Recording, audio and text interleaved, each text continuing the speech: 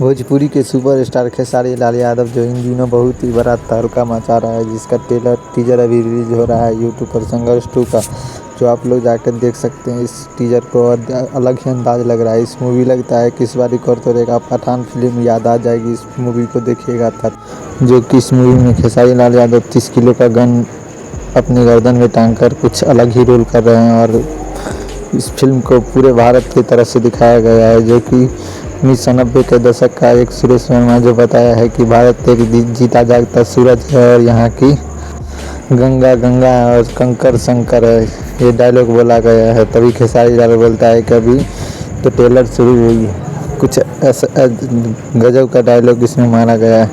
और भोजपुरी के सभी कलाकार इसका सपोर्ट में आ गया। इस खेसारी लाल को हिट मशीन के नाम से जाने पहचाने वाले फिल्म को आप लोग भी ज़्यादा से ज़्यादा अपने दोस्तों में शेयर करें और इस संघर्ष 2 को ब्लॉकबस्टर बनाए।